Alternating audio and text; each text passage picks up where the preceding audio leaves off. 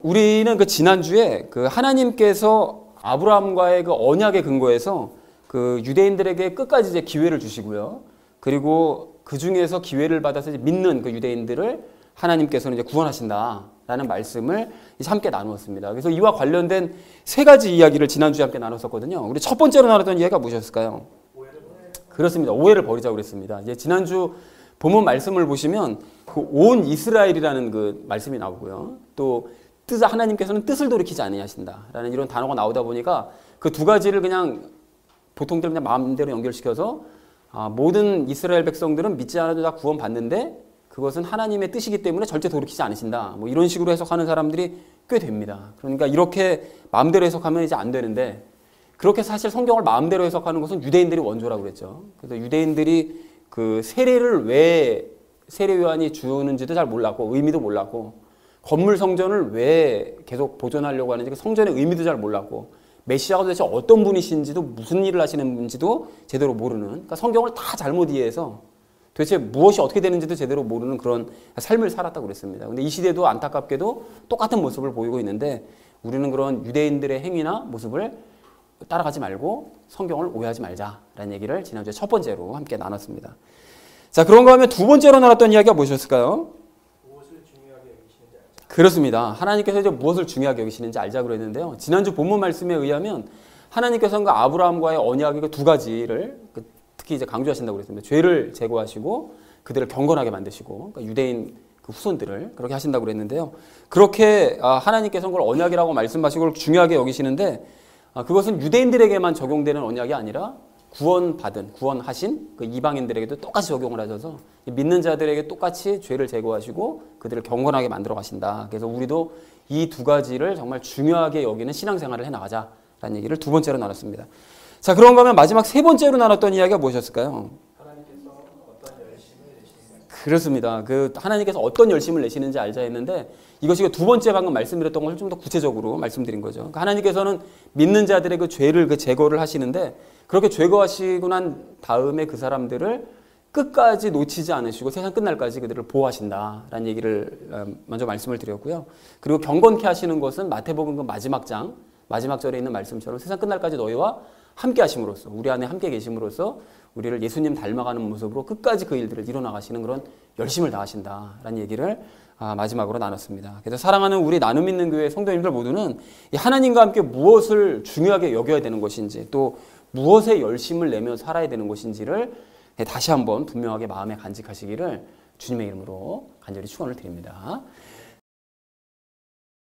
지난 시간과 먼저 연결시켜서 오늘 본문 말씀을 살펴보자면 지난주에 우리가 마지막으로 이 얘기를 나눴습니다. 믿는 유대인들은 이제 구원을 받을 것이다. 그러니까 대부분의 많은 그 유대인들은 사실은 그 믿지 않음에 갇혀져 있는 상태에 있는데 그 중에 믿는 사람들은 유대인들이 이제 구원을 받는다. 그런데 이것은 그들을 향한 하나님의 언약의 성취다. 그러니까 아브라함과 언약한 대로 그 유대인들 후손들에게 불순종했지만 기회를 주시고 그래서 믿는 자들을 건져내시는 구원하시는 것이 이제 하나님께서 아브라함과 맺은 언약을 성취하시는 일이다라고 얘기 나눴는데요. 그런 식으로 이제 유대인들을 구원하시다 보니까 이 믿는 자들 모두 그러니까 유대인들과 또 먼저 기회를 줬던 이방인들 그들 모두를 다 구원하시는 이런 하나님의 지혜와 은혜를 우리가 함께 찬양하자라는 것이 이제 오늘 본문 말씀의 내용입니다. 그래서 좀 더 구체적으로 이제 각절 말씀 우리 함께 살펴볼 텐데요. 우리 좀 30절부터 함께 읽어보도록 하겠습니다. 시작. 너희가 지나간 때에는 하나님을 믿지 아니하였으나 이제는 그들이 믿지 아니함을 통해 긍휼을 얻었나니 라고 말씀하세요. 근데 여기서 너희라는 것은 누구를 가리키는 건가 하면 로마 성도들, 이 편지를 받아본 로마 성도들이죠. 그리고 좀 더 넓게 얘기하자면 이제 이방인들 전체를 얘기하는 거죠. 그리고 밑에 있는 그들이 믿지 아니함을 통해 긍휼을 얻었다는 얘기는 유대인들이 이제 하나님을 믿지 않았기 때문에 주시는 그 복음을 받아들이지 않고 예수님을 믿지 않았기 때문에 그런 것을 통해서 너희가 이제 구원의 기회를 거꾸로 얻게 되었다라는 것을 얘기하고 있습니다. 그래서 전체의 의미를 이렇게 정리할 수 있는데요. 너희가 과거에는 하나님을 믿지 않았지만 그런 믿지 않았던 이방인이었었지만 유대인들이 믿지 않음으로 너희가 이제 구원의 기회를 얻었다라고 30절에서 이제 얘기를 하고 있습니다. 자, 그리고 이어진 31절 말씀 우리 함께 읽을 텐데요. 함께 읽겠습니다. 시작. 이와 같이 이 사람들 또한 이제 믿지 아니한 것은 너희가 얻은 긍휼을 통하여 그들도 긍휼을 얻게 하려 함이라 라고 말씀하세요. 그래서 이 사람들이라는 것은 여기서 누굴까요? 유대인들이죠. 유대인들이 믿지 않았는데, 믿지 아니하였다라는 것은 그 다음에 32절 말씀처럼 믿지 않는데 이제 갇혀 있는 것은, 그들이 하나님 예수님을 믿지 않는 상태로 이제 머물러 있는 것은 그 이유가 있다는 거죠. 너희가 얻은 긍휼을 통하여라는 것은 너희가 얻은 그 구원의 기회, 그러니까 구원의 기회를 통해서 이제 거꾸로 그들 유대인들도 구원의 기회를 얻게 해주시기 위해서 그렇게 하신다는 거죠. 그러니까 유대인들에게도 구원의 기회를 주시기 위함이다. 그러니까 유대인들이 계속 믿지 않은 상태에 이제 머물러 있기 때문에 이방인들이 먼저 구원받았고, 그렇기 때문에 그들을 통해서 거꾸로 다시 유대인들에게 구원의 기회가 돌아가는 이런 일들을 하신다라는 것이죠. 그래서 전체 의미를 이렇게 정리해 볼 수가 있겠습니다. 유대인들을 계속 불신의 상태로 머물게 하신 것은 이방인들로 하여금 먼저 구원의 기회를 얻게 만드시고, 그를 통해서 유대인들에게도 구원의 기회를 주시기 위함이다. 이것이 이제 하나님께서 정하신 방법이다라고 얘기하고 있습니다. 자, 그래서 이어서 32절 말씀 우리 좀 함께 읽도록 하겠습니다. 시작. 하나님께서 그들을 모두를 믿지 아니하는데 가두어 두신 것은 친히 모든 사람에게 긍휼을 베풀고자 하심이라 라고 말씀하시는데, 여기 믿지 아니하는데 가두어 두셨다라고 말씀하시는데, 사실은 이것을 종종 말씀드리지만 하나님께서 일부러 가두셨다는 뜻은 아닙니다. 그러니까 유대인들이 기회를 줘도, 예수님을 믿도록 충분한 기회를 주었어도 믿지 않으니까 그냥 믿지 않는 상태로 그냥 내버려 두신다라는 그런 의미라는 것이죠. 그렇게 내버려 두신 것은 모든 사람이라는 것은 믿는 유대인들과 또 믿는 이방인들, 그들 모두를 얘기하는 것이죠. 그들 모두에게 이제 구원의 기회를 주시고자 하심이라는 거예요. 자, 그래서 정리해보면 이렇게 정리할 수 있습니다. 하나님께서는 유대인들의 불신조차 이용하셔서 유대인들과 이방인들 모두를 구원하고자 하신다. 그러니까 이것이 이제 하나님께서 세우신 계획이요 지혜다라고 이제 얘기를 하고 있습니다.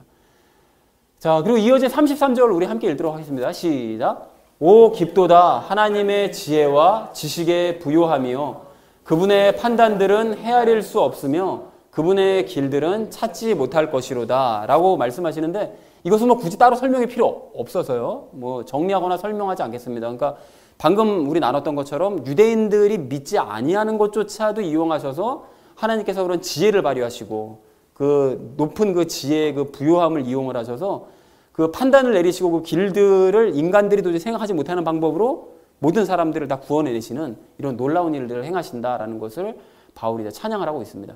그리고 이어진 34절도 우리 함께 읽겠습니다. 시작. 누가 주의 생각을 알았느냐? 누가 그분의 조언자가 되었느냐? 라고 얘기하시는데, 이거는 이사야서 40장 13절 말씀을 인용한 구절이거든요. 그러니까 하나님의 그 생각, 감추어진 하나님의 그 생각은 그 누구도, 인간은 그 어떤 누구도 알아낼 수가 없다는 거죠. 하나님께서 감춰두시면. 그리고 그분의 조언자가 될 수 없다는 거예요. 그분께서 모든 지식에 풍요하신 분이시기 때문에, 지혜가 뛰어나신 분이시기 때문에 어떤 인간도 조언자가 감이 될 수는 없다. 그만큼 하나님이 뛰어난 그 지혜를 가지시고 모든 인간들을 구원해내시려고 노력하신다라고 찬양하고 있습니다. 자, 그리고 35절 말씀 우리 함께 읽겠는데요. 우리 함께 읽겠습니다. 시작. 누가 그분께 먼저 드려서 다시 보답을 받겠느냐라고 말씀하시는데, 요거는 의미를 좀 우리가 생각해 볼 필요가 있습니다. 여기서 그분께 먼저 드려서 다시 보답을 받겠느냐가 이제 무슨 뜻인가 하면, 사람은 하나님께서 주시는 것을 받는 존재지 하나님과 주거니 받거니 할 수 있는 존재가 아니라는 거예요. 이게 무슨 의미로 이런 얘기를 한 것이냐? 바로 이것 때문에 그렇습니다. 가령 유대인들이 열심히 율법을 행한 이후에 그에 대한 보답 차원에서 내가 구원을 받아야 되겠다. 구원받는 게 나는 것에 마땅하다. 왜냐? 나는 율법을 열심히 하나님께서 행하라고 그런 걸 열심히 행하는 것을 보여드렸으므로, 그러니까 나에게 구원을 다시 주시는 것은 마땅한 일이다. 내가 구원받는 건 당연하다. 이런 식으로 보답 차원에서 구원을 받으려는 태도는 이거 완전히 잘못된 것이다 라는 것을 얘기하기 위해 바울이 얘기를 한 것입니다. 그러니까 절대 그런 개념으로 하나님께 구원받을 수는 없다라는 것이죠. 일방적으로 주시는 걸 받는 것이라는 거예요. 자, 그래서 전체 의미를 따져보면 이렇게 됩니다. 그 누구도 자기 행위에 대한 보답으로 구원받기를 바랄 수는 없다. 이거 완전 잘못된 태도다라고 말씀하십니다. 그러니까 하나님의 그 지혜로 하나님께서 주시는 그 구원의 기회를 받아들일 때만이, 믿을 때만이 구원받을 수 있다라고 바울이 선포하는 것이죠.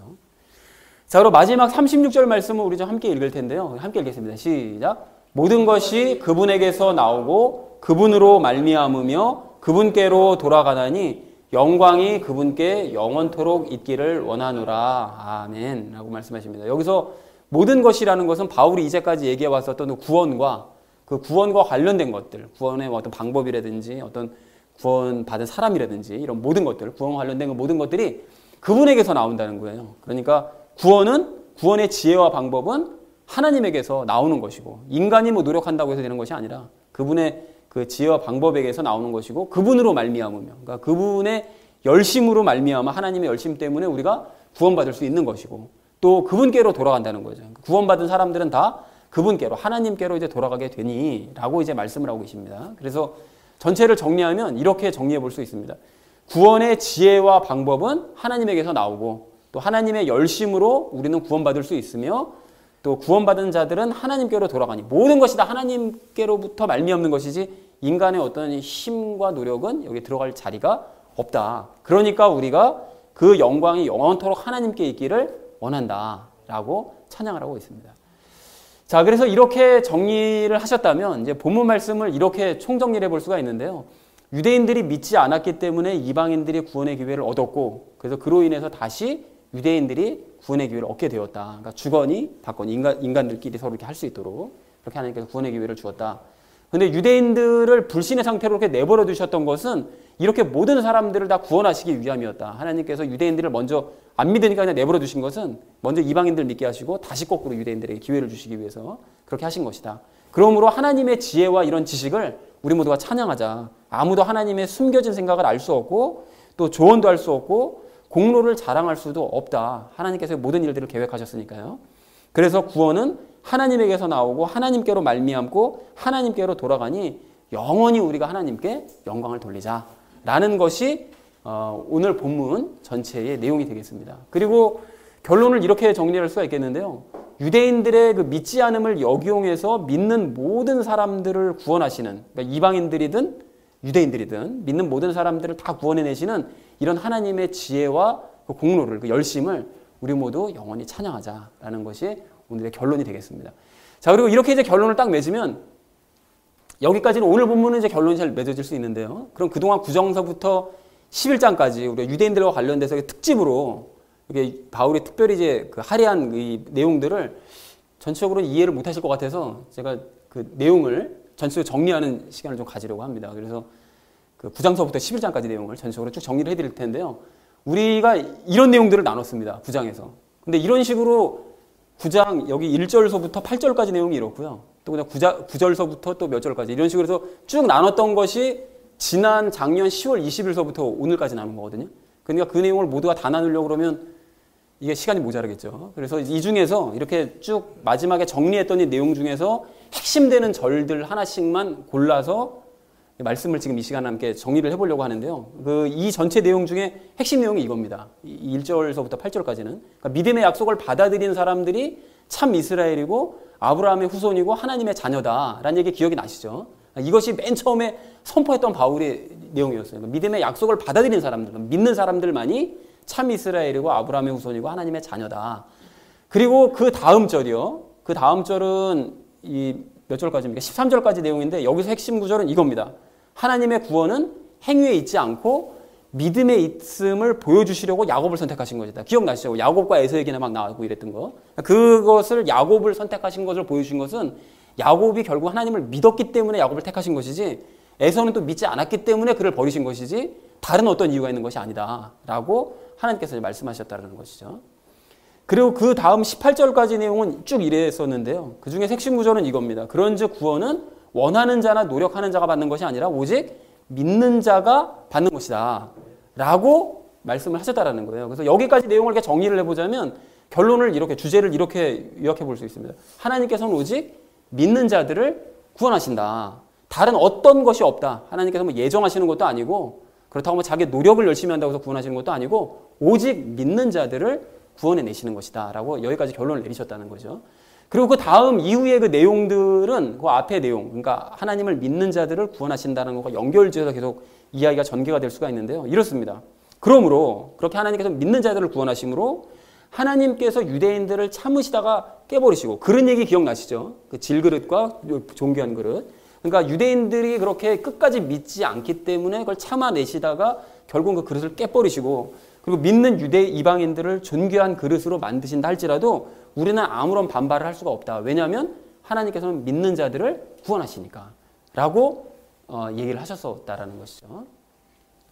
자, 그리고 그 다음 내용은 이거였는데요. 29절까지, 9장 29절까지 내용이 이것이었는데, 이제 그리고 또 바울이 추가적으로 얘기하는 것이 호세아의 글들을 보면 하나님께서 이방인들을 당신의 자녀형으로 삼으시려는 것을 알 수 있다. 그러니까 왜 로암미 로루하마 뭐 그런 얘기 기억나시나요? 그 고멜의 호세아가 고멜이라는 그 창녀를 데려다가 이제 결혼을 했는데 그 자식들이 태어나고 뭐 이런 얘기 기억나시죠? 근데 그 내용을 얘기할 때 하나님께서 그 호세아 글을 보면 그 대언한 그 내용을 보면 이방인들을 당신의 자녀로 삼으시려고 했다라는 것이 아예 과거서부터 계획된 일이었음을 알 수가 있다는 거예요. 그러니까 이것이 단순하게 뭐 하루 이틀 일에 결정된 것이 아니라 오래전부터 계획된 일이었다. 하나님께서는 믿는 자들을 구원하시는데 그 안에 이방인들도 포함되어 있다라는 내용을 바울이 이제 얘기를 했었습니다. 자, 그리고 그 다음까지 내용이 이제 33절 내용인데요. 이 중에서 핵심 내용이 위의 것이죠. 그래서 결국 하나님의 의를 따르지 않았던 이방인들, 그러니까 하나님을 원래 믿지 않았었던 이방인들이 먼저 하나님을 믿어서 의롭다고 인정을 받았고, 그리고 열심히 율법만 따르던, 율법만 열심히 행하려고 했던 유대인들은 결국은 하나님 앞에 의롭다고 인정을 받지를 못했다. 그러니까 오직 하나님을 믿어야만, 예수님 그리스도를 믿어야만 구원받는 것인데, 그 믿지 않고 율법의 행위만 따르는 유대인들은 결국 구원받지 못했고, 이방인들은 믿었기 때문에 구원을 받게 되었다. 대언한 대로, 과거에 대언한 대로 그대로 역사가 이루어졌다라고 바울이 이제 얘기를 했습니다. 자, 그리고 이제 10장으로 넘어갔었는데요. 이제 10장에서는 그 내용이 이겁니다. 이제 그리고 추가적으로 얘기하죠. 예수님께서는 믿음으로 율법을 완성하셔서 하나님이 무엇을 옳다 하시는지를 본으로 보여주셨다는 거예요. 그러니까 율법은 절대 행위로 이룰 수 없기 때문에 예수님께서는 믿음으로 율법을 완성할 수 있음을 보이셨다는 거죠. 이게 무슨 소린가 하면 앞에서 그 유대인들이 계속해서 믿으려고 하지 않고 율법을 행해서 구원을 받으려고 하니까 답답하신 우리 예수님께서 이 땅에 오셔서 절대로 율법은 그렇게 행해서 이룰 수 있는 것이 아니라 믿어야만 율법도 행해질 수 있는 것이다라는 것을 삶으로 보여주셨다라는 거예요. 우리 예수님께서 그런 일을 행하셨다라고 말씀을 하셨고요. 그 다음에 이제 8절까지 내용은 이게 핵심인데요. 그래서 믿음은 말씀과 연합하며 말씀을 행할 수 있다고 말을 한다. 이게 무슨 소린가 하면 여러분 여기 앞에 여기 흐리게 되어 있는 이 부분을 보시면 과거에 뭐 그런 거 기억나시나요? 말씀을 구하러 하늘로 올라가거나 뭐 땅속으로 들어갈 필요가 없다. 뭐 이런 내용 기억이 나시죠? 과거 그 대언서 말씀을 인용을 하면서. 근데 율법은 뭐라고 얘기하는가 하면 사람들로 하여금 열심히 너희가 행해야만 구원받을 수 있다라고 완벽하게 행해야면 구원받을 수 있다고 율법은 말씀을 하지만 믿음은 뭐라고 말씀하시는가 하면 말씀과 연합해야만 율법을 그대로 행해낼 수 있다라고 성경에서 말씀하신다라는 걸 얘기하더라는 거죠. 그리고 이것이 또한 바울이 전한 복음이라는 거예요. 그러니까 율법을 행하고 싶다면 유대인들이 그렇게 율법을 행하려고 노력을 하는데 율법을 행하고 싶다면 말씀이신 그리스도 예수와 함께 연합을 해야만 말씀대로 행해낼 수 있다라는 것을 바울이 전했다라는 것이죠. 자, 그리고 이어진 10장의 내용 중에서는 이제 핵심적인 내용이 이건데요. 그러므로 누구든지 예수님의 이름을 부르는 자는 구원받을 수 있다. 그러니까 예수님의 이름을 부르는 자는 영도 구원받지만 율법으로부터, 율법의 행위로부터도 구원을 받을 수 있다라고 바울이 이제 얘기를 하더라는 것입니다. 그러니까 오직 믿는 자만이 구원받을 수 있다는 얘기를 처음부터 지금까지 계속해서 이어서 지금 얘기를 하고 계시더라는 거예요. 자, 그리고 그 다음 내용인데요. 그 17절까지 내용인데 여기서 이제 한 가지 반전이죠. 그런데 하나님의 말씀을 알아야 되고 알아야 귀담아 들을 수 있고 믿을 수 있다고 되는데 이게 무슨 소린가 하면 믿으려면 그러니까 오직 믿어야만 예수 그리스도를 믿어야만 구원받을 수 있는데 또 율법의 행위로부터도 구원받을 수 있는데 그러면 믿으려면 어떻게 해야 되느냐? 믿으려면 하나님의 말씀을 먼저 알아야 되고 그거를 알려면 들어야 되고 들으려면 들어야만 믿을 수 있는 것인데 혹시나 유대인들이 하나님의 말씀을 이렇게 알지 못하고 듣지 못했기 때문에 들을 기회가 없었기 때문에 믿지 않는 거 아니겠냐, 예수님을 믿지 않는 거 아니겠냐라고 생각할 수 있지만 아니라는 것이죠. 21절 내용에서 그 얘기를 했었는데요. 시편 19편 말씀을 살펴보니까 이스라엘 백성들은 하나님의 말씀을 분명하게 알고 들었었다는 거예요. 그럼에도 불구하고 예수님을 그들이 믿지 않았기 때문에 하나님께서는 하나님을 먼저 발견한 이방인들을 먼저 만나주셔서 그들을 구원해 주시고 불순종하는 유대인들에게는 지금도 종일토록 손을 내밀면서 그들을 기다리고 계신다. 그러니까 결국은 믿지 않은 것은 하나님께서 그들에게 말씀을 안 가르쳐 주셨기 때문이 아니라 다 가르쳐 주셨음에도 불구하고 안 받아들인 그들이 문제였다. 그런데도 불구하고 하나님께서는 그들에게 손을 내밀고 기다리고 계신다. 믿기를 기다리고 계신다라고 얘기를 했었습니다. 자, 그리고 이어서 이제 11장으로 넘어갔었는데요. 11장에서는 이제 이 부분이 이제 그 핵심 내용인데요. 믿고 구원받을 유대인들은 아직 남아있다. 그러니까 방금 말씀드렸던 것처럼 유대인들이, 대부분의 유대인들이 예수님을 안 믿고 그래서 구원받지 못하고 있는 형편에 있지만 그럼에도 불구하고 믿은 사람들, 남은 사람들이 있는데 그렇게 믿은 사람들이 아직까지 남아있다. 각 시대마다 남아있기 때문에 그들은 복음을 받아들여서 예수님을 이제 믿는 자리로 나온다라는 것을 11장 들어서 이제 얘기를 하기 시작을 했었죠. 그리고 이어진 이 10절까지 내용은 이게 핵심인데요. 그래서 믿은 유대인들은 이제 구원을 받았는데 믿지 않은 자들은 여전히 눈이 멀은 상태로 이제 머물러져 있다라고 얘기를 했었었고요. 그 다음에는 여기 15절까지 내용이었었는데 15절에서는 핵심 내용이 바로 이겁니다. 그리고 이렇게 유대인들이 실패하여 넘어졌기 때문에 이방인들에게도 구원의 기회가 주어진 것이다. 그러니까 만약에 유대인들이 끝까지 믿지 않는 것이 참 답답한 노릇이긴 하지만 그렇기 때문에 거꾸로 생각해보면 이방인들이 구원의 기회를 얻을 수가 있었던 것이었다라는 것을 바울이 이제 언급을 했었죠. 자, 그리고 이어진 21절까지 내용에서는 핵심이 이건데요. 그렇다면 접붙여진 자들, 그러니까 이방인들은 자랑을 하지 말아야 된다. 그러니까 유대인들이 예수 그리스도를 믿지 않고 복음을 믿지 않아서 구원받지 못하는 처지에 있는데 걔네들이 이렇게 믿지 않았던 것은 교만해서 자랑질하다가 우리는 이방인들과 다르다라고 해서 자랑질하다가 걔네가 그렇게 구원받지 못했던 것이므로 너희는 접붙여진, 그러니까 접붙여졌다는 것은 만조번에 말씀드렸지만 구원받았다는 의미가 아니라 그냥 그 하나님을 알고 있는 그런 상태라고 그랬었죠. 그렇기 때문에 너희는 너희의 믿음을 확인하지 않는 이상 자랑하지 말아야 된다라고 이제 강조를 했었었고요. 경고를 했었었고요. 그리고 25절까지 내용에서는 이 밑에 것이 이제 핵심 내용인데요. 왜냐하면 이방인이 구원받는 기간 동안 유대인들 중 일부는 눈이 먼 상태가 된다라고 말씀을 드렸었죠. 구원의 비밀이 있는데 뭐냐면 이방인들이 구원을 받는 기간 동안은 많은 유대인들이 믿지 않는 상태에 머물러 있게 될 것이다. 그것이 구원의 비밀이다. 그리고 이런 비밀을 알았다면 이방인 너희들은 교만해지지 말아야 된다. 스스로의 믿음을 돌아봐야 된다라고 이제 강조를 했었습니다. 그리고 29절까지 내용에서 이제 핵심이 이건데요. 그러므로 마침내 각 시대마다 남은 유대인들이 구원을 받아서 믿는 자들은 모두 구원받을 것이다. 그러니까 그 유대인들이 믿지 않는 형편에 있지만 각 시대마다 남은 자들, 그래서 믿는 자들은, 예수님을 믿는 자들은 다 구원을 받아서 그들을 모두를 온 이스라엘을 하나님께서 구원하실 것이고 또 이방인들에게 구원의 기회를 주셔서 그들을 믿는 자들도 역시 모두 구원하셔서 믿는 모든 자들은 다 결국은 구원을 받게 될 것이다 라고 얘기를 하세요. 그러니까 맨 처음에 믿는 자들만이 구원받는다라고 말씀하신 이후로 맨 11장 마지막까지 결국은 믿는 자들만이 이제 구원을 받는 것이다 라는 것을 계속 강조하고 계시는 거죠.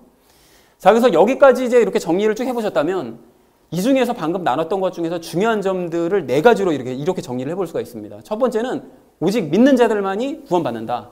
그리고 이방인들도 믿으면 구원받는다라고 구약 성경에 이미 기록이 되어져 있다라는 것이 핵심적인 내용이고요. 두 번째로 핵심적인 내용은 절대로 행위로는 구원받을 수 없다. 그런데 유대인들은 이걸 열심히 노력을 하고 있다. 또한 예수님과 연합해야만 율법을 지켜낼 수 있다. 율법을 지켜내는 것도 뭐 열심히 행해서 되는 것이 아니라 믿으면, 예수님과 연합해서 믿으면 될 수 있다. 이것이 핵심적인 내용이고요. 세 번째로 아까 전에 내용 중에 중요한 것은 유대인들은 그렇게 기회가 주어졌지만 그 기회를 거부했다. 예수님을 믿을 기회를 거부했다. 그러나 믿는 남은 자들은 구원을 받는다. 모두가 다 구원 못 받는 것이 아니라, 유대인들이 다 구원 못 받는 것이 아니라 그 중에서 여전히 믿는 자들은 구원 받는다고 되어 있으니까요. 그러니까 믿는 남은 자들은 역시 유대인들이라 할지라도 구원을 받는다. 그들이 선민으로서의 자격만 박탈당했을 뿐 이방인과 똑같은 조건으로 믿는 자들은 구원받을 수 있다라고 말씀을 했었고요. 그러니까 진노의 그릇이 되었지만 믿으면 구원받는다는 거죠. 그리고 마지막 네 번째는 이방인들은 교만해지지 말고, 이러한 유대인들을 보면서 교만해지지 말고 믿음을 확인하자. 진짜 믿음 갖고 있는지 확인하자. 그리고 믿는 자들은 모두가 다 그러니까 구원을 받을 수 있게 된다라고 4가지로 이렇게 중요한 포인트를 정리를 해볼 수가 있습니다. 그래서 맨 1번과 4번을 보시면 결국은 믿는 자들만이 구원받는다. 믿는 자들은 모두가 다 구원받는다. 똑같죠? 대꾸가 딱 이루어지죠. 그리고 이방인들도 믿으면 구원받는다고 기록되어 있는데 이방인들은 교만해지지 말고 믿음을 확인하면 구원받는 거예요. 대꾸로 서로 연결이 되어져 있죠. 그리고 절대 행위로 구원받을 수 없는데 주어진 기회를 거부하죠. 유대인들이. 그리고 또 예수님과 연합하면 율법 지킬 수 있는데 남은 자들은 예수님과 연합해서 율법을 지켜내고 구원받는, 그러니까 서로 이렇게 내용이 딱 대꾸가 이렇게 이루어지는 전체 내용으로 정리를 해볼 수가 있겠습니다. 자, 그래서 굉장히 이게 논리적으로 써진 거예요. 사실은 이게 이 바울에게 서신서가 이게 논리적으로 써져 있죠. 자, 그래서 9장서부터 11장까지를 최종으로 정리를 해보자면 이렇게 정리를 해볼 수가 있습니다. 누구든지 요거만 딱 기억하시면 될 것 같은데요. 누구든지 오직 믿음으로만 구원받을 수 있다. 그러므로 꺾였던 유대인들도 믿으면 남은 자로서 구원을 받을 수가 있다. 믿으면 구원받는 거니까요. 그렇다면 이방인들도 교만해지지 말고 스스로의 믿음을 돌아보고 진짜 믿음을 가지고 있는지 확인해서 구원을 확인하자, 확신하자라고 얘기하고요. 마지막으로 그리고 믿는 자들 모두를 이렇게 구원하시는, 이방인이든 유대인이든 모두가 믿는 자들은 다 구원받으니까 그렇게 구원하신 하나님을 영원히 찬양하자라는 것이 9장서부터 11장을 전체 정리한 내용입니다.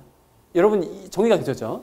자, 그러니까 우리가 9장서부터 11장을 정리하기 전에 예전에 우리가 개인적으로 로마서 말씀을 볼 때 그 어떤 그 한 구절들 아니면 어떤 단어들 이런 걸 보다 보면 아, 이거 구원이 예정돼 있나? 아니면 유대인들은 믿지 않아도 모두가 다 구원받는 것인가? 뭐 이런 생각들을 할 수가 있었거든요. 그리고 또 그거 외에도 뭐 다른 여러 가지 것들을 뭐 단어들이나 뭐 이런 것들을 이렇게 보시면서 오해할 수 있을 만한 것들이 있었거든요. 하나님의 뭐 절대 주권 때문에 우리는 찍소리도 못하고 살아야 되나? 뭐 이런 것들을 생각을 했었는데 사실은 내용을 쭉 정리하고 나서 보니까 바울이 얘기하고자 했던 것은 오직 믿음으로만 구원받을 수 있다. 그거예요, 그거. 그리고 믿으면 유대인이든 이방인이든 모두가 다 구원받는 것이다. 그러니까 그렇게 하신 하나님을 우리 찬양하자. 그리고 우리 스스로의 믿음을 돌아봐야 된다. 이것을 강조한 내용이지 여기에 무슨 하나님의 절대 주권으로 하나님 폭력적으로 무슨 어떤 주권을 행사하신다든지 뭐 구원을 다 예정을 해주셨다든지 뭐 유대인들은 믿지 않아도 다 구원받 이런 게 전혀 아니라는 것을 우리가 9장서부터 11장을 정리하면서 마음에 확실하게 담으셔야 될 줄 그렇게 믿습니다. 이것을 아시면 이제 다른 사람들이 주장하는 것들이 아주 잘못된 것이구나라는 걸 확실하게 아실 수가 있다는 것이죠. 그래서 여기까지 우리 정리를 하셨다면 이제 나머지 부분은 적용을 하시면서 말씀을 나누도록 하겠습니다. 그 9장서부터 11장을 총 정리하면서 우리가 오늘 좀 첫 번째로 나눌 이야기는 참된 믿음으로만 구원받을 수 있음을 최종적으로 확인하자라는 것입니다. 여러분 9장을 제가 이렇게 나누면서도 몇 번 이렇게 말씀을 드렸었는데 그 어떤 사람들이 그 믿음만 가지고는 절대 구원받을 수 없다. 우리가 행위를 잘해야만 구원받는다라고 이제 주장하는 사람들이 있습니다. 이제 그렇게 행위 구원을 강조하는 사람들이 있는데 오늘 본문 말씀을 정리하면서 여러분 확인을 해보셨던 것처럼 구원은 오직 처음서부터 끝까지 뭘 얘기하시죠? 믿음으로만 받는다라고 계속해서 강조를 하고 계세요. 그러니까 그 행위로 구원받을 수 있다는 주장은 완전히 잘못된 교리고 사실은 우리가 배척해야 될 교리라는 것을 분명하게 아셔야 됩니다. 유대인들이 사실 그랬던 거잖아요. 행위로만 구원받을 수 있다라고 유대인들이 강조한 것인데 이게 잘못된 것이라고 예수님께서 말씀하신 것처럼 우리가 그걸 배척해야 될 교리입니다. 그러니까 계속 말씀드렸듯이 성경에서 강조하시고 말씀하시는 행위라는 것은 우리가 예수님을 정말로 믿어서 정말로 구원받고 나면 행위는 저절로 되어지는 것이다 라는 것을 말씀하시는 것이지 우리가 뭐 행위를 열심히 잘 내 노력으로 잘해야만 구원받을 수 있다. 이것은 완전히 성경 잘못 이해한 거고요. 그리고 구약시대로 돌아가서 우리가 유대교인이 되자라고 주장하는 것과 다를 바가 없는 주장입니다. 그러니까 완전히 잘못된 것입니다. 자, 그런데 이러한 행위 구원뿐만이 아니라 사실은 이제 참된 믿음을 방해하는 그런 잘못된 신앙의 예들은 뭐 셀 수 없이 많은데요. 그래서 성경에서는 그런 잘못된 신앙의 예들에 대해서 곳곳에서 지적을 하십니다. 그래서 요즘 우리가 큐티하고 있는 그 요한복음 3장, 4장 말씀만 봐도 그 잘못된 신앙을 가진 사람들을 굉장히 많이 발견할 수가 있거든요. 그래서 가령 그 요한복음 3장의 그 니고데모가 공회원이었었잖아요. 근데 공회원이었는데 그 사람은 아브라함의 후손이니까 우리는 당연히 구원받는다. 라는 잘못된 신앙을 가지고 있었고요. 그리고 메시아에 대한 그 믿음도 이 메시아는 유대인들만의 세상을 만들어줄 존재다. 라고 이제 잘못된 그런 이제 믿음을 가지고 있었습니다. 그리고 요한복음 3장 후반부를 보시면 누가 등장했었죠? 요한복음 3장 후반부 보시면 세례 요한의 제자들이 등장을 하는데요. 세례 요한의 제자들이 불평하는 말씀이 기록되어져 있어요. 근데 그 사람들이 왜 불평했는지 여러분 기억하시나요? 그 사람들이 왜 불평했는가 하면 예수님께서 물세례를 주시는 것 때문에 불평했습니다. 그러니까 자기들이 하는 일을 왜 예수가 빼앗아가느냐는 거예요. 그러니까 세례 요한이 그 얘기를 듣고 너무 황당해가지고 제자들을 불러다 놓고 책망을 하면서 가르칩니다. 야, 우리가 메시아가 아니라 저분이 메시아예요. 저분이. 어? 그러니까 너희들은 메시아가 편하게 일하실 수 있도록 길을 예비하는 사람들 아니냐. 너나 나나. 그러니까 메시아가 와서 이제 본격적으로 일을 시작을 하심으로, 그러니까 이제 길을 예비하던 너희와 나는 이제 하던 일을 정리하고 뒤로 빠질 생각을 해야지, 일 뺏겼다고 불평하면 도대체 이게 말이나 되는 소리냐? 라고 세례요한이 책망을 하더라는 거예요. 그러면서 예수님은 더욱 흥하셔야 되고 나는 반드시 쇠어야만 한다 라고 선포를 하더라는 것입니다. 그러니까 세례요한의 이 제자들은 자기들이 지금 왜 세례를 주고 있는지를 모르는 거예요. 그 스승 따라서 세례를 주고는 있지만 이게 왜 줘야 되는 줄도 모르고 그냥 일에만 매몰되어 있는 잘못된 신앙을 가지고 있는 사람들이었다는 것입니다.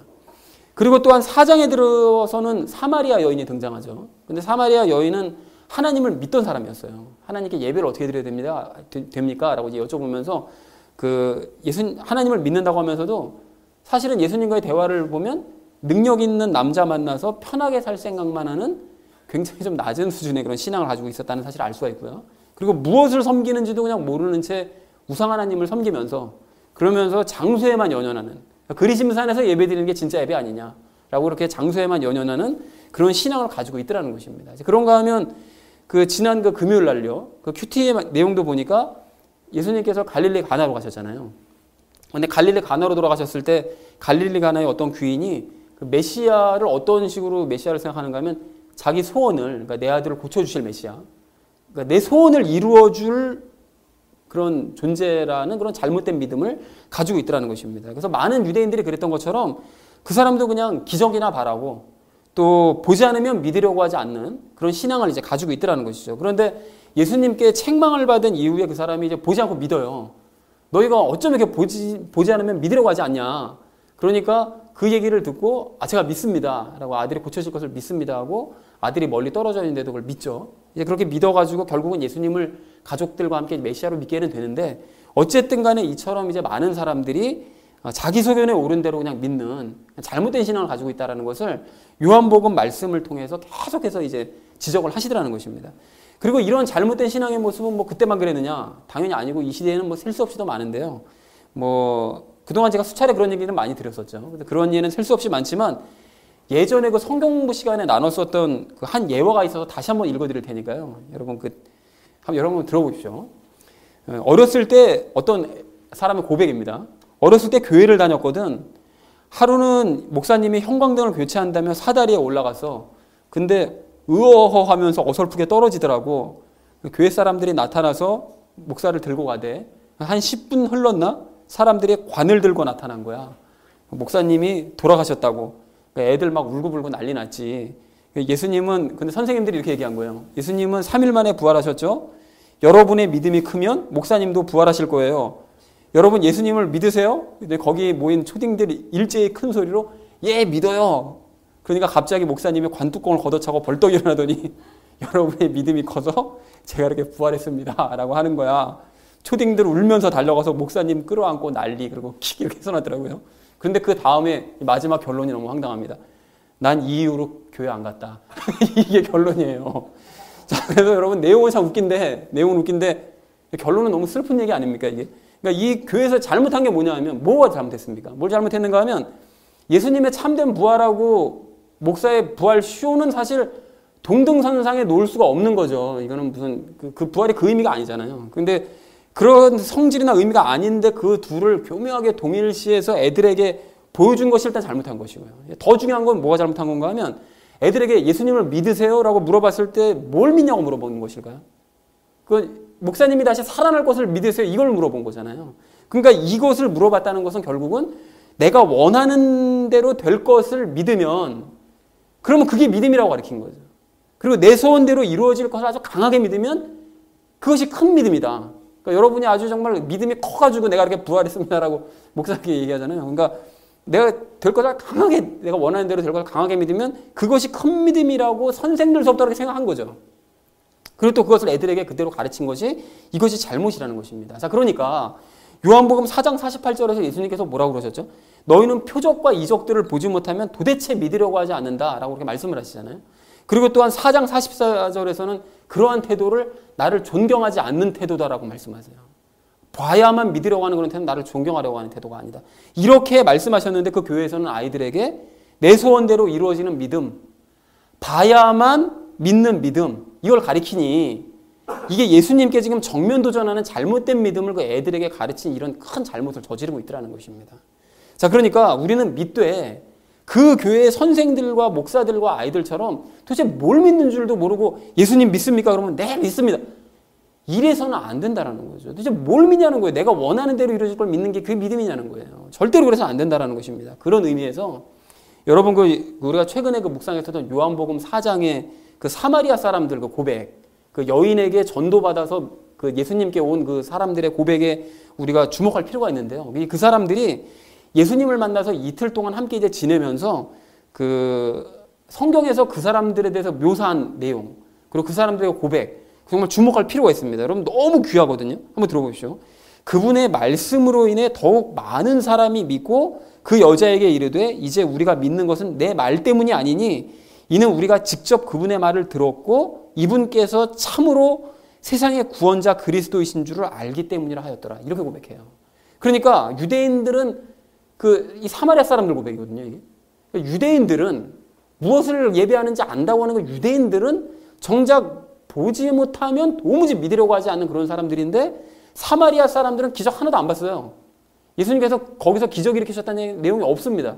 기적을 하나도 보지 못했음에도 불구하고 예수님의 말씀을 직접 듣고 나니까 예수님이 세상을 구원하실 그리스도라는 게 믿어진대요.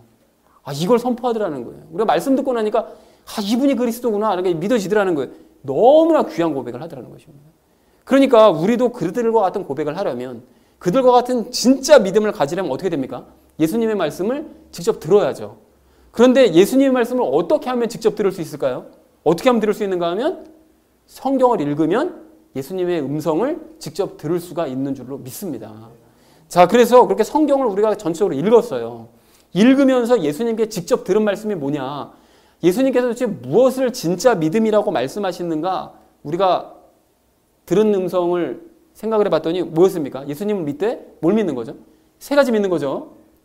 예수님께서 과거에 나를 위해서 십자가에서 못 박혀 죽어주심으로 내가 구원받았다는 사실을 믿는 거고, 또한 예수님께서 오늘 내 안으로 들어오셔서 나와 함께 동행하시고 연합하셔서 나를 예수님 닮은 사람으로 만들어 가시는 이 일을 우리가 믿는 거고, 마지막 세 번째로는 미래에 예수님께서 재림하실 때 우리에게 신령한 육신, 죄 없는 신령한 육신을 주심으로써 우리가 죄 없는 몸을 가지고 새 예루살렘에서 영원토록 살아가게 될 것을 믿는 거, 이 세 가지를 믿어야 된다고 말씀을 드렸습니다. 그래서 이것이 과거, 현재, 미래를 믿는 믿음이라고 말씀을 드렸는데, 그런데 여러분 여기서 또 한 가지 아주 간단하지만 중요한 발견을 한 가지를 했는데요. 이게 뭔가 하면 이 과거, 현재, 미래의 믿음이 죄에 대해서 우리의 영과 혼과 육을 구원하시는 믿음이라는 거예요. 여러분 이게 무슨 소린가 하면요. 예수님이 나 대신 십자가에 못 박혀 죽어주심으로써 우리의 뭐가 구원받는 거죠? 우리의 영과 혼과 육 중에 뭐가 구원받습니까? 영이 구원받는 거죠. 우리 영이 죄와 하나 됐던 영이 죄와 분리가 되면서 예수님과 영이 하나가 되니까 영이 구원받는 것이라고 그랬잖아요. 그러니까 과거에 예수님께서 행하신 일 때문에 내 영이 구원받는 거예요. 그리고 현재 예수님께서 부활하신 예수님께서 오늘 우리 안으로 들어오셔서 연합을 하시잖아요. 연합하셔서 나를 예수님 닮은 사람으로 만들어 가시잖아요. 그러면 그렇게 예수님 닮은 사람으로 만들어가는 것이 무엇이 구원받는 과정이라고 그랬습니까? 혼이 구원받는 과정이라고 그랬잖아요. 그러니까 예수님께서 현재 이루시는 일 때문에 내가 혼이 구원받더라는 거죠. 그리고 마지막으로 예수님께서 마지막 재림하실 때 우리에게 죄 없는 신령한 육신을 주시면, 그때는 지금은 우리 육신 안에 죄가 남아있지만 그때는 죄가 없는 신령한 육신을 입게 되는데, 그렇게 되면 우리의 육신이 구원을 받게 되는 거죠. 그러니까 미래에 예수님께서 이루실 일 때문에 우리의 육신이 구원을 받게 되더라는 거예요. 그러니까 따져보니까 과거, 현재, 미래에 이루시는 일들이 우리의 영과 혼과 육을 구원하시는 이런 일들이 되더라는 것입니다. 여러분 이해가 되셨죠? 정리가 되시고요. 자, 그래서 사랑하는 우리 나눔 믿는 교회 성도님들 모두는 오직 믿음으로만 구원받을 수 있다는 사실을 여러분 믿으시기 바랍니다. 그리고 그 믿음은 내 소원이 이루어질 것을 믿는 믿음이나 뭘 봐야만 믿는 믿음이 아니라 예수님께서 죄로부터 나의 영과 혼과 육을 구원하시는 그 믿음이라는 사실을 여러분 깨달으시고, 그러니까 우리가 무엇을 믿어야 됩니까? 라고 말씀하시면 우리의 영과 혼과 육 하나도 빼먹지 말고요. 이 세 가지를 다 구원하시는 이름을 우리가 믿습니다. 이걸 고백해야 되는 거죠. 이거를 깨달으시고 그 믿음으로 진정한 구원의 반열에 들어가시는 저와 여러분 되어주시기를 주님의 이름으로 간절히 축원을 드립니다. 자, 9장서부터 11장까지를 우리가 총 정리하면서 오늘 우리가 두 번째로 함께 나눌 이야기는 하나님의 지혜와 열심을 찬양하자라는 것입니다. 여러분 오늘 32절 말씀을 좀 다시 한번 보십시오. 32절 말씀 보시면 하나님께서는 모든 사람들에게 긍휼을 베푸신대요. 그러니까 즉 유대인들의 불신을 이용하셔서 이방인들에게 먼저 구원의 기회를 주시고 또 이후에는 구원받은 이방인들을 이용하셔서 유대인들에게 구원의 기회를 주시는 이런 일을 하신다라는 것입니다. 그러니까 이렇게 하나님께서는 모든 사람들을 다 구원하시기 위해서 모든 상황을 이용하시고 또한 이 모양 저 모양으로 끊임없이 믿을 기회를 계속해서 주셔서 믿는 자들을 건지시고 건지신 자들을 끝까지 보호하심으로써 그리고 인도하시는데 모든 지혜와 노력을 다 집중하시더라는 거예요. 그래서 우리가 지난주에도 언급했었던 그 유명한 구절이잖아요. 요한복음 3장 16절, 17절 말씀만 봐도 우리 하나님께서 우리 구원을 위해서 얼마나 신경을 쓰시고 노력을 하시는가를 알 수가 있는데요. 여러분 한번 들어보십시오. 다시 한번 들어보십시오. 하나님께서 세상을 이처럼 사랑하사 자신의 독생자를 주셨으니 이것은 누구든지 그를 믿는 자는 멸망하지 않고 영존하는 생명을 얻게 하려 하심이라. 하나님께서 자신의 아들을 세상에 보내신 것은 세상을 정죄하려 하심이 아니요 그를 통해 세상을 구원하려 하심이라. 할렐루야. 이게 우리 하나님의 열심이라는 거예요. 그러니까 멸망시키기 위해서 이 땅에 오신 것이 아니라 어떻게든 한 사람이라도 구원하시기 위해서 이 땅에 오셨다라고 고백하시더라는 것입니다. 그리고 조금 전에 말씀드렸던 그 요한복음 3장과 4장의 그 인물들도 여러분 한번 가만히 곰곰이 생각해 보시면 니고데모는 유대인들 중에서 최고 높은 자리에 있던 사람이었었잖아요. 공의원, 그러니까 지도자들 중에서 최고급에 속하는 사람이 니고데모였었고요. 그리고 사마리아 여인은 유대인들이 사람 취급도 하지 않는 족속들인데 그들 중에서도 사마리아 사람들 중에서도 왕따 당하던 사람이었어요. 그러니까 아주 왕따에 왕따를 당하던 사람이 사마리아 여인이었습니다. 가장 높은 자리에 있던 사람과 가장 낮은 자리에 있던 사람들 모두를 다 구원하시기 위해서 만나시더라는 거죠. 그리고 또한 예수님의 길을 예비하기 위해서 영적인 일을 했었던 세례 요한의 제자들이나 또 봐야만 믿으려고 했었던 그 육신적인 그 귀인까지, 그러니까 예수님 안에 계신 우리 하나님께서는 사람의 사회적 위치나 뭐 그가 하는 일이나 뭐 영적인 상태나 유대인이나 사마리아인이나 뭐 전혀 가리지 않으시고 모든 사람들을 구원하시기 위해서 총력을 기울이시더라는 것입니다. 그리고 우리가 그 나눴었던 로마서 10장 21절 말씀을 봐도 하나님께서는 아까 우리가 잠깐 나왔었죠. 하나님께서는 불순종하는 유대인들을 구원하시기 위해서 지금도 손을 벌리고 계신다. 하루 종일 손을 내밀고 계신다. 이런 말씀도 하시고요. 또 이러한 이 구원에 대한 열심은 우리가 예로 들었었던 포도원 품금 비유를 봐도 뭐 알 수가 있는데요. 그 마태복음 20장 말씀을 보시면 그 포도원 주인이 어떻게 하죠? 아침 일찍 나가서 일꾼들을 구하고 오전 9시에 나가서 또 구하고 12시에 나가서 또 구하고 3시에 나가서도 또 구하고 심지어는 5시에, 그러니까 6시에 일 마감인데 5시까지 밖에 나가서 일꾼들을 데려다가 포도원 안으로 집어넣는 이런 열심을 내더라는 거예요. 그러니까 이 주인이 도대체 포도를 수확하는 게 목적인지 일꾼들을 품삯 주는 게 목적인지 모를 정도로 은혜를 베푸는 일에 정말로 열심을 다하더라는 것입니다. 그런데 이렇게 하나님께서 정말 모든 사람들의 구원을 위해서 정말 쉬지 않으시고 부지런히 열심을 내시기 때문에 그래서 우리도 구원을 받아서 이 자리에 있게 된 줄로 그렇게 믿습니다. 자, 그래서 이것을 깨달으셨다면 우리가 하나님께 정말 항상 감사하시고 또 예수님을 영원히 찬양하는 우리 모두가 되어지기를 간절한 마음으로 소망합니다. 자, 그런가 하면 우리는 하나님의 지혜도 찬양해야 마땅한데요. 그동안 우리가 살펴본 대로 또 오늘 그 30절에서 32절에서 말씀하시는 것처럼 하나님께서는 유대인들이 믿지 않으니까 어떻게 하시죠? 그들을 불신 가운데 가둬두셔서 이방인들을 먼저 구원하실 기회로 삼으시고 또 그들을 구원하신 이후에는 유대인들의 그 질투심을 이용하셔서 다시 유대인들에게 구원의 기회를 주시는 이런 일을 하시더라는 것이죠. 그리고 유대인들을 그 불신 가운데 가둬두시는 것이 왜 저렇게까지 하실 필요가 있나 좀 매정해 보이기도 하지만 사실은 그것이 그들에게 구원의 기회를 주시는 또 하나의 방법이라는 것입니다. 자, 그러니까 이렇게 우리 하나님께서는 당신의 지혜를 발휘하셔서 사람들이 감히 생각하지 못했던 방식으로 사람들을 구원해 내시더라는 거예요. 즉 그러니까 어떻게 하면 인간들을 심판하실까? 내가 어떻게 하면 이 악을 행하는 인간들을 심판하실까? 이걸 고민하시는 것이 아니라 어떻게 하면 한 명이라도 더 건져낼까를 고민하시면서 당신의 지혜를 끝까지 발휘하시는 분이 우리 하나님이시라는 거예요. 그러니까 참 너무 좋은 분이시라는 거죠. 그러니까 혹시나 우리가 우리 주변의 사람들이 아직까지 예수님을 믿지 않는다. 정말 그렇게 간절하게 기도하고 바라는데도 예수님을 아직 믿지 않는다. 이렇할지라도 우리는 하나님께 불평하거나 원망하지 말아야 됩니다. 여러분 왜 그렇습니까? 우리 하나님께서는 우리가 생각하는 것보다 훨씬 더 지혜로운 분이시기 때문에 다 계획이 있으신 거예요. 이게 어디서 많이 듣던 소리죠. 다 계획이 있으신 거예요. 그리고 우리의 상상 이상으로 우리의 이 구원을 위해서 열심을 다하시는 분이시기 때문에 그러니까 우리가 인내하면서 기다려야 된다는 것입니다. 그런데 이렇게 모든 지혜와 열심을 다해서 기회를 주심에도 불구하고 그 당사자가 끝까지 이 구원의 기회를 거부한다면 그러면 하나님께서는 그런 사람에게서 언젠가 손을 거두신다는 사실 또한 우리가 잊지 말아야 될 줄로 그렇게 믿습니다. 사랑하는 우리 나눔 있는 교회 성도들 모두는 오늘 본문의 바울처럼 하나님의 지혜와 열심을 영원토록 찬양하시기 바랍니다. 그리고 하나님께서 하시는 일과 그 결과를 무한 신뢰하는 저와 여러분 되어주시기를 주님의 이름으로 간절히 축원을 드립니다.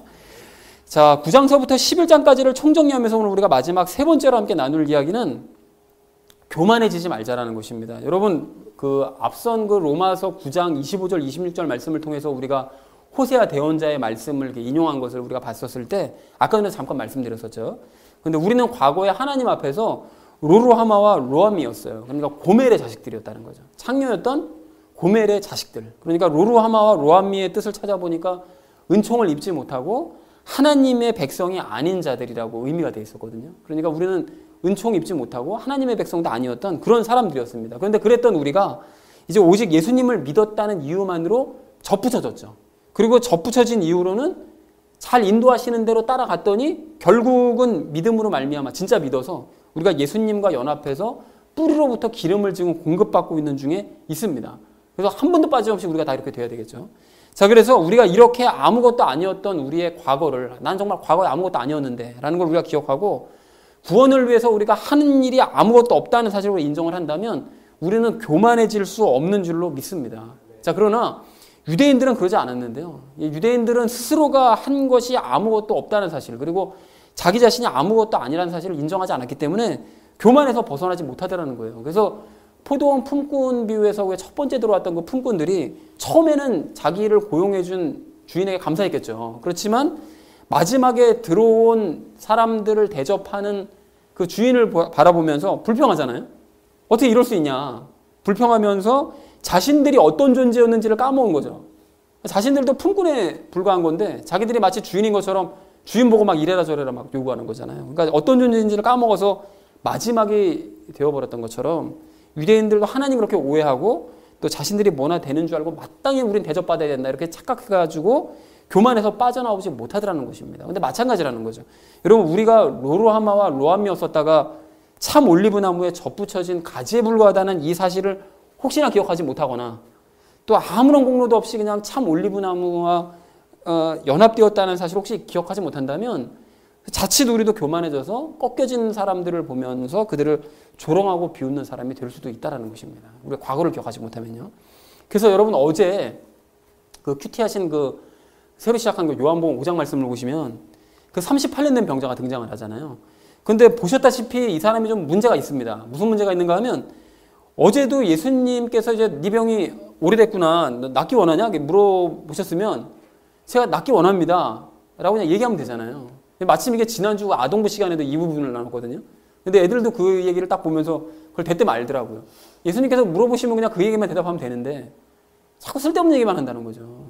그러니까 이 사람이 그러니까 예수님께서 물어보신 거는 대답하지 않고 그냥 자기 생각과 방법에만 주목하는 거예요. 저 연못이 움직일 때가 들어가야 되는데 이걸 다른 인간들이 먼저 들어가는 바람에 못 들어가고 있다. 이렇게 쓸데없는 얘기만 하는 그런 문제가 있더라는 것입니다. 그런데 이 사람이 병고침을 받은 이후로는 더 심각해지거든요, 문제가. 이제 어떤 문제가 생기는가 하면 자기를 고쳐주신 분이 예수님이라는 것 이름조차도 몰라요. 보통 많은 사람들이 뭐 이름을 여쭤보거나 이분이 누구인지 뭐 이거 다 아는데 이 사람은 관심도 없습니다. 여쭙지도 않고 고침받은 이후에는 유대 사회에서 열심히 살아가려고 해서 그랬는지는 모르겠지만 예수님이 아닌 유대인 지도자들에게 더 충성을 해요. 그래서 안식일에 네 자리를 들고 걸어가라고 한 사람이 누구냐? 이거 하니까 예수님을 가서 나중에 그 예수님을 발견하고 난 다음에 예수가 나한테 그렇게 하라고 시켰다고. 그걸 유대인 지도자들한테 가서 고발을 합니다. 그러니까 예수님께서 그를 다시 만나셔가지고 너 더 큰 병 생기기 전에 너 병 생겼다가 지금 낫잖아. 근데 이러다가 너 이렇게 죄를 저지르면 더 큰 병 생길 수 있으니까 더 큰 병 생기기 전에 조심해라. 경고를 하심에도 불구하고 무슨 소리인지 알아듣지 못하더라는 것입니다. 그러니까 이 38년 된 병자는 무려 38년이에요. 그래서 3.8년도 아니고 38년이나 병을 알아왔던 이 긴 세월이 무색할 정도로 자신의 과거를 전혀 기억하지 못해서 그냥 교만한 사람이 되어버리고 말더라는 것입니다. 이 모습이 유대인들의 모습인 거죠. 힘들게 구원해 놓으셨더니 과거는 전혀 기억하지 못하는. 이렇게 되더라는 것입니다. 그런데 우리도 마찬가지라는 것입니다. 우리가 예수님을 알지 못하고 지낸 기간은 각자가 서로가 다 다르겠지만 한 가지 확실한 것은 우리가 꽤 오랜 세월 동안을 그 38년 된 병자처럼 예수님을 알지 못해서 죄 때문에 병을 앓아왔었던 우리였다는 거예요. 그러다가 예수님 만나서 병 고침 받고 접붙여졌는데, 그런데 그렇다면 우리는 접붙여진 예수님을 당연히 잊지 말아야 되고, 또 무기력하게 병을 앓아오면서 살아왔었던 지난 과거의 삶을 잊지 말아야 된다는 것입니다. 그리고 과거의 나 자신은 예수님께 주목하지 못하고 예수님께서 계속 곁에 계셨음에도 불구하고 그분께 주목하지 못하고 그냥 내 계획과 방법에만 몰두하면서 연못에 물이 동하기만을 기다리는, 그렇게 우리가 그냥 요행수만 바라던 나약한 인간에 불과했었다는 이 사실을 절대 잊지 않을 때 우리가 교만해지지 않고 겸손할 수 있는 줄로 그렇게 믿습니다. 사랑하는 우리 나눔 믿는 교회 성도님들 모두는 마지막에 포도원에 들어온 그 품꾼들처럼 늘 겸손하고 감사한 마음으로 사시는 성도님들 되시기를 바랍니다. 그러한 삶을 위해서 늘 과거를 돌아보시면서 오직 예수님을 닮은 일에만 전념하시는 저와 여러분 되어주시기를 주님의 이름으로 간절히 축원을 드립니다. 자, 이제 말씀을 정리합니다. 오늘 우리는 이제 11장 말씀을 모두 이제 마쳤는데요. 이로써 이제 로마서의 교리 부분을 이제 모두 마쳤습니다. 그러니까 로마서가 1장서부터 11장까지는 교리, 또 12장부터 16절까지는 실천에 대한 내용인데요. 교리 부분 마쳤는데, 특별히 9장서부터 11장까지는 유대인들에 대한 특집을 바울이 이게 따로 마련해 놨었죠. 근데 이것이 나누고 나서 보니까 단순하게 우리가 읽기 전에는 유대인들에 대한 얘기구나 라고만 생각하고 있었는데, 나누고 나서 보니까 유대인들을 통해서 우리의 믿음을 돌아보게 하는 말씀이고, 또한 믿는 자들만이 구원받는다라는 것을 확신시켜주는 그런 내용이라는 사실을 우리 모두가 깨닫게 되었습니다. 그래서 오늘 총정리하면서 우리가 이 세 가지를 기억하면서 마무리를 지었으면 좋겠는데요. 오직 믿음으로만 구원받을 수 있다는 사실을 흔들림 없이 믿으시되, 영혼 육이 구원받는 것을 믿는, 과거 현재 미래가 곧 영혼 육을 구원받는 것이다, 이 믿음을 우리가 확실하게 믿는 우리 모두가 되기를 소망을 합니다. 그리고 두 번째로는 세상 모든 사람들을 구원하시기 위해서 지혜를 동원하시고 열심을 다하시면서 기회를 주시는 우리 하나님을 영원히 찬양하는 우리 모두가 되기를 소망을 합니다. 그리고 마지막 세 번째로는 우리의 형편없었던 과거를 우리가 기억하고 구원을 위해서는 한 일이 아무것도 없다는 사실을 기억해서 늘 겸손하고 교만해지지 않는 우리가 되기를 소망을 합니다. 그래서 사랑하는 우리 나눔 믿는 교회 성도님들 모두는 이 세 가지 사실을 늘 기억하셔서 참 올리브 나무로부터 넘치도록 기름 부음을 받으시고 또 예수님을 닮는 모습으로 늘 성장해 가시는 저와 여러분 되어주시기를 주님의 이름으로 간절히 축원을 드립니다. 우리 함께 기도하겠습니다.